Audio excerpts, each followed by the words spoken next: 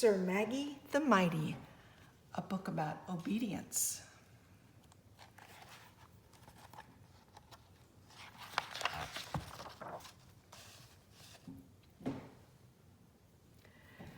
Down at the end of old Pumpkin Patch Row, at the edge of the pond where the wiggleweeds grow, Maggie McBuggins, her mom, and her pop lived in a squash with a leafy green top. There in the shade of a wiggleweed flower, Maggie McBuggins would play by the hour.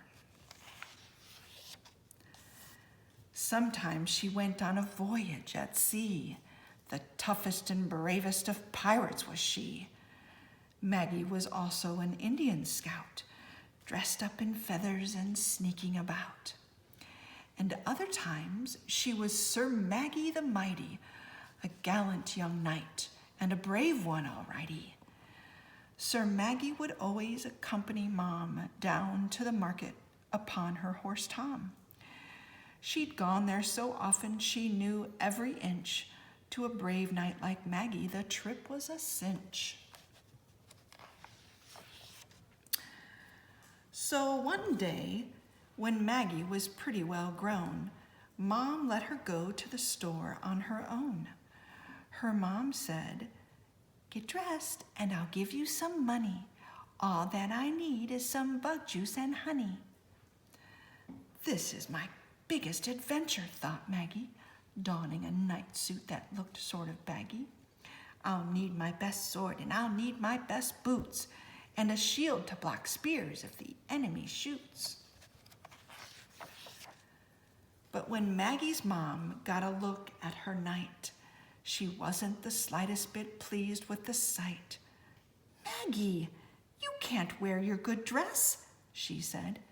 "What if you rip it? Wear this one instead. And Daddy's big boots. Now, what did I say? You'll trip if you wear them. Please put them away."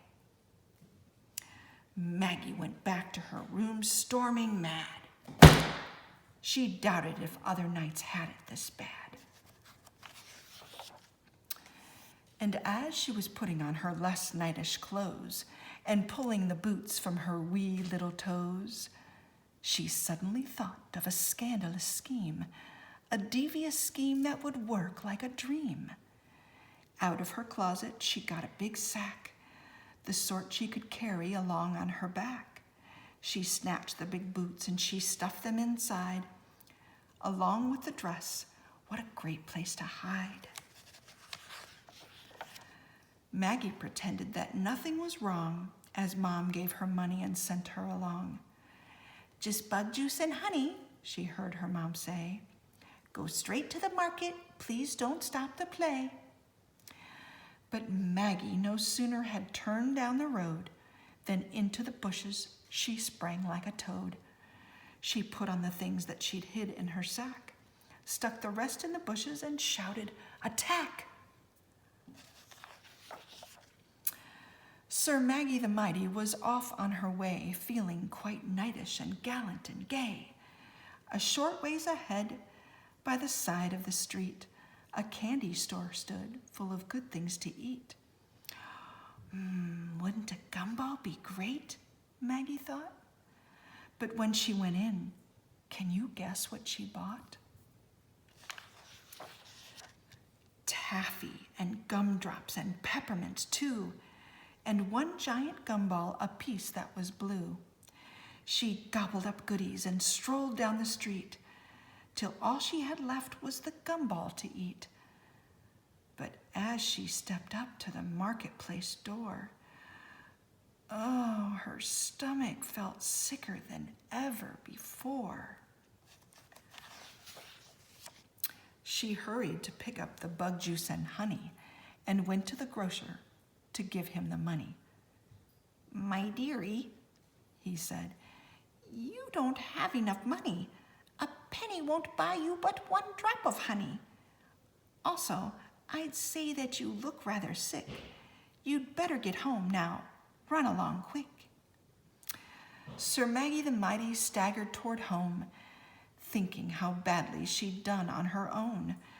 She crawled through the bushes to pick up her sack when she heard a gruff growl, and she turned to look back. And there on the grass, and looking quite mean, was the ugliest drog that she had ever seen. Sir Maggie the Mighty did not stay to fight. She turned with a scream, and her feet took to flight.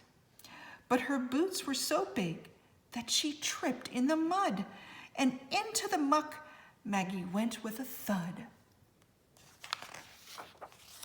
And that dastardly drog took her last piece of candy, the blue piece of gum which he thought was just dandy. Mrs. McBuggins was terribly shocked when into the house her little girl walked. Maggie had mud from her heels to her hair. In her boots, on her dress, she had mud everywhere.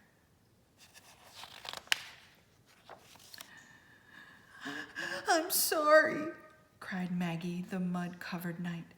"The warnings you gave me turned out to be right. I didn't obey you, and I wore my good dress, and now I'm a terrible, horrible mess. I stopped to buy candy, and I spent all the money, and that's why I don't have any bug juice or honey."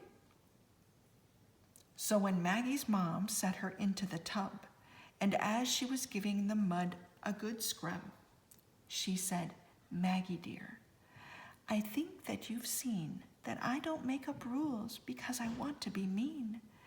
I just want to know that you're quite safe and sound, that you're not lost or hurt or in mud on the ground.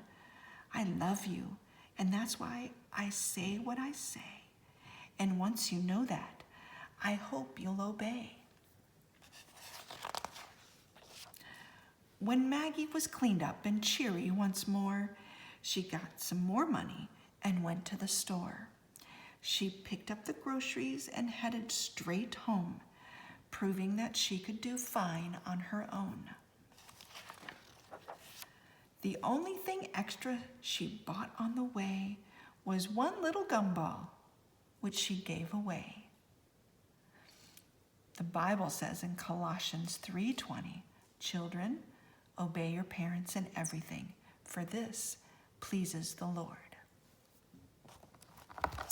The end.